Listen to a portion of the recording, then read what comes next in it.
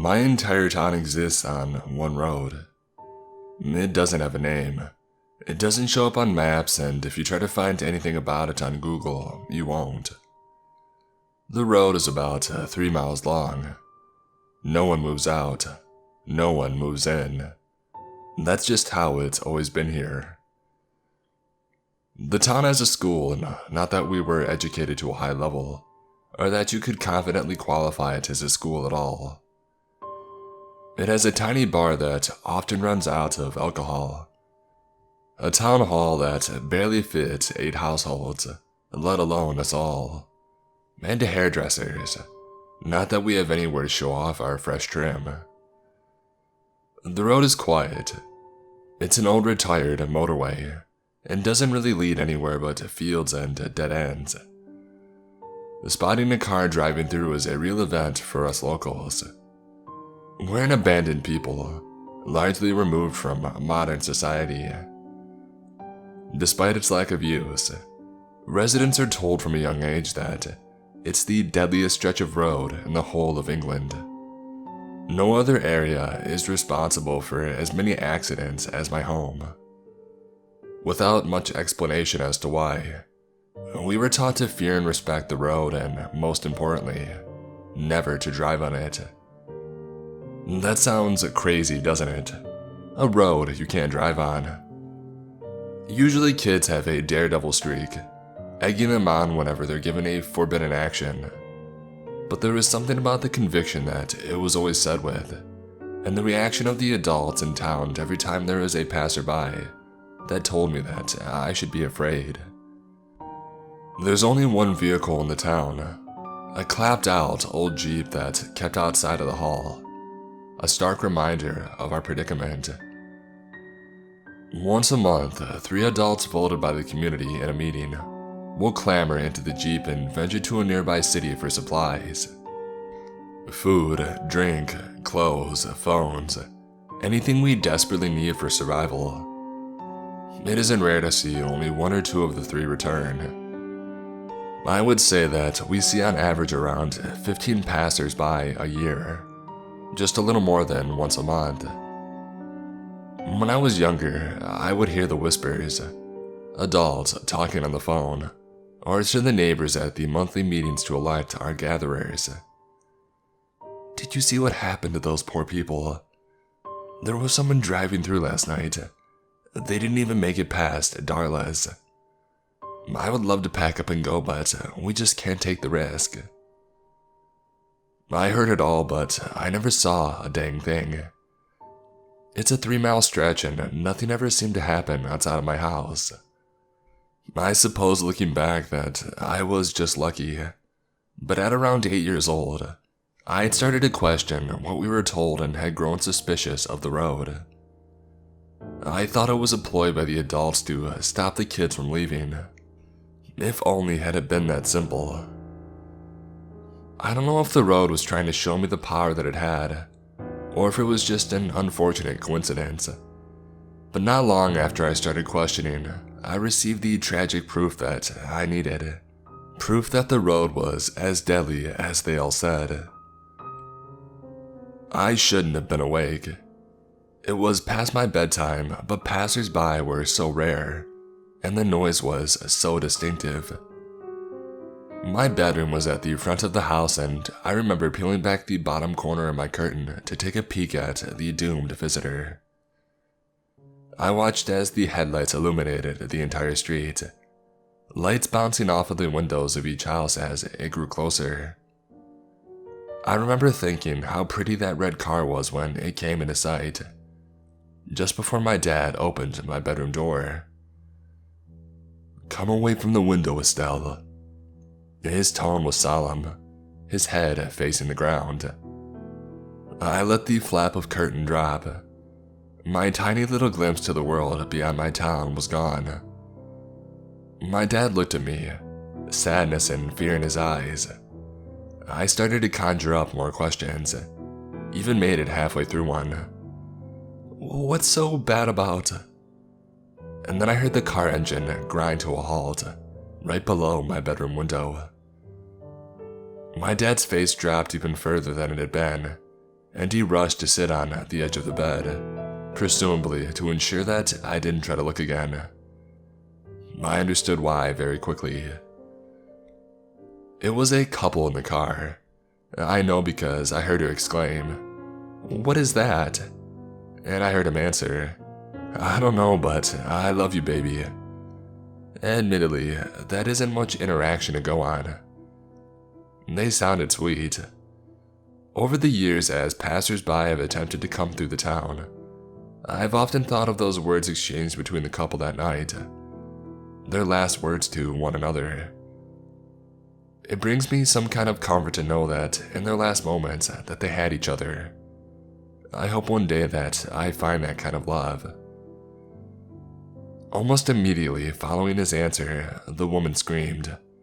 Not a "there's a spider in my bathroom" scream, or a scream of frustration. It was a noise of pure terror, a type of scream with its own unique pitches. It was blood-curdling. My dad tried to cover my ears, his wedding ring cold against my skin, but it was no good. She screamed and screamed until I could feel my lungs giving out on her behalf. The man screamed too, but it was different. He tried to fight. Whatever was out there with him, whatever silent, deadly entity, he did his best to best it. His noises were of futile violence and desperation. After they stopped, there was a brilliant light. It filtered through my curtains and illuminated the entire bedroom. I sat, shaking in my father's arms, sobbing. The light faded after a few moments and he looked me dead in the eyes. "It's done. Go to sleep." And then he left the room and shut the door. I laid in bed, staring at the ceiling. I listened as my front door opened, and familiar voices gathered and whispered outside of my window. Nervous and determined not to be seen, I took another peek through an even smaller gap in the curtain. The red car was there, crumpled and crushed, metal disfigured in such a way that you could see waves and ripples in the hard exterior. Next to the car were my parents and a group of prominent neighbors. And then there was the blood. There was so much blood. I laid back down and tried not to think about it. I resumed my normal life. I went to school, went along to the town meetings, and complained to my parents about being stuck in such a boring place.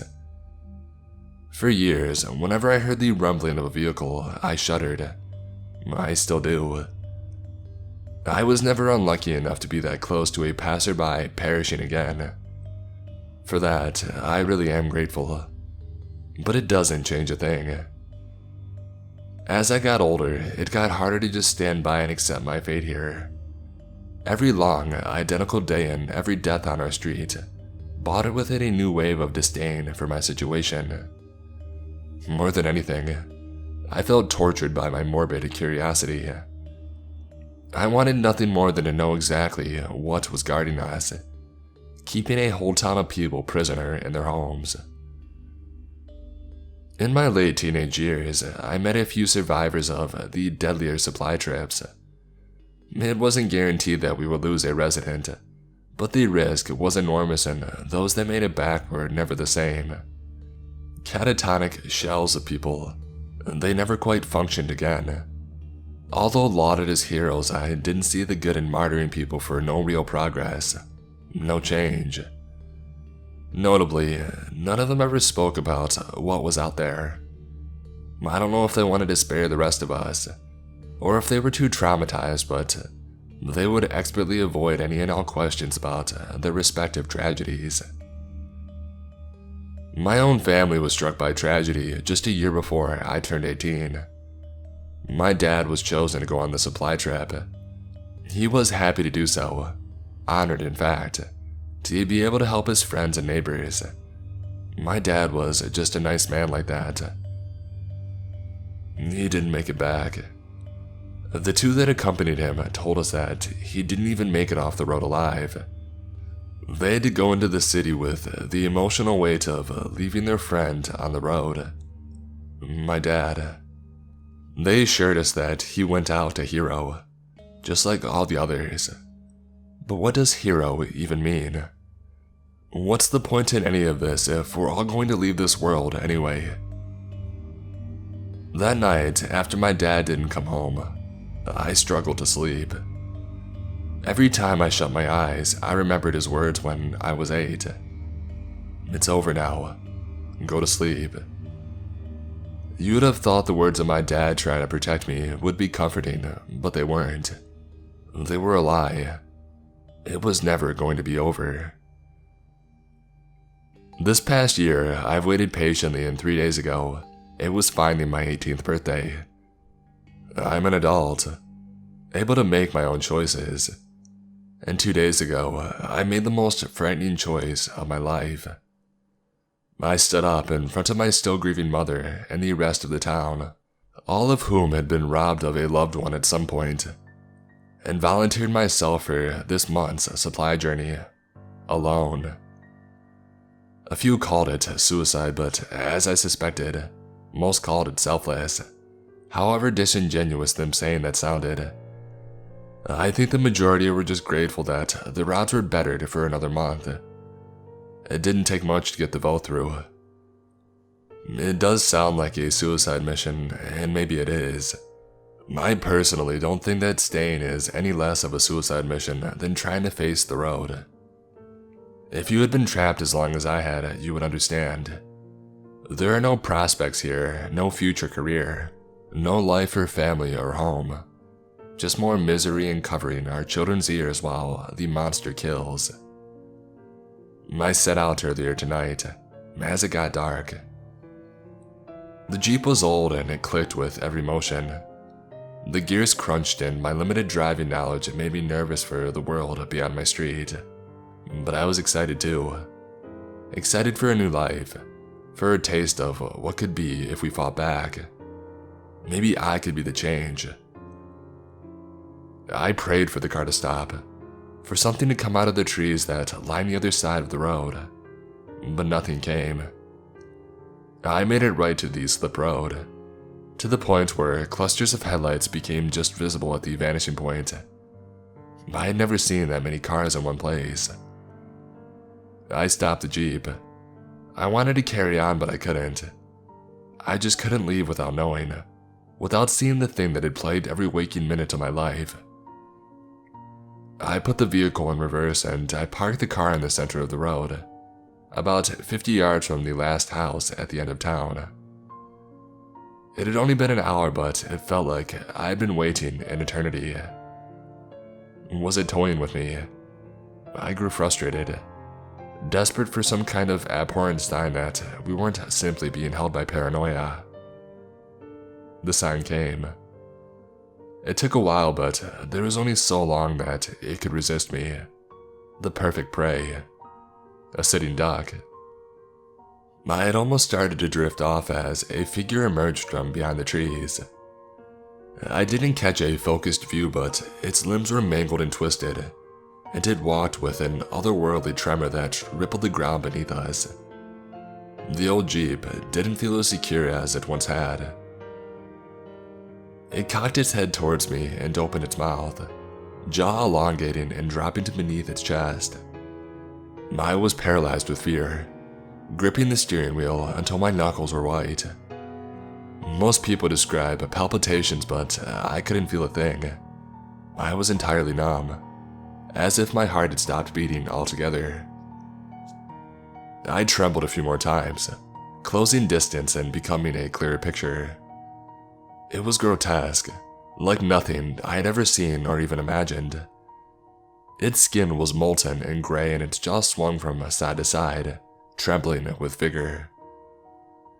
In a few short, labored breaths, it sprinted towards the Jeep at an inhuman speed and leaped, denting the roof as it landed on top. I started to weep, prepared to meet my end. I heard what I can only describe as a sniffing, followed by a sinister, mocking, and low-pitched laugh. It didn't last long.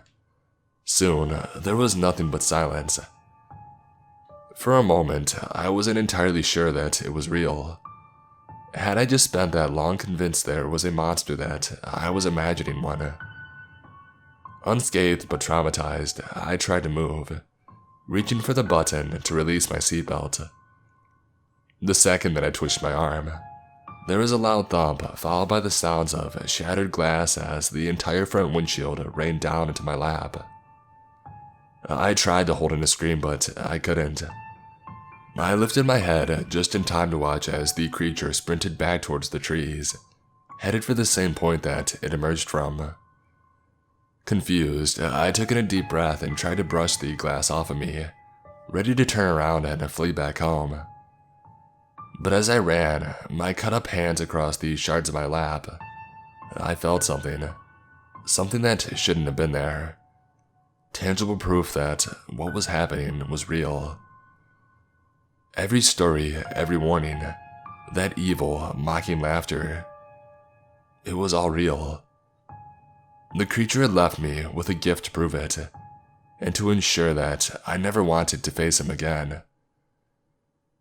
I've been sat here for hours now, and he hasn't returned. I don't know why I haven't moved. I just can't.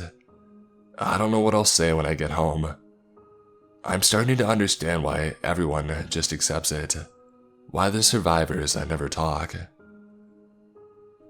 In my lap was a human hand, severed. I only recognized it as my dad by the ring on the wedding finger. But I held it up to my face and it feels just as comforting as it did when I was 8.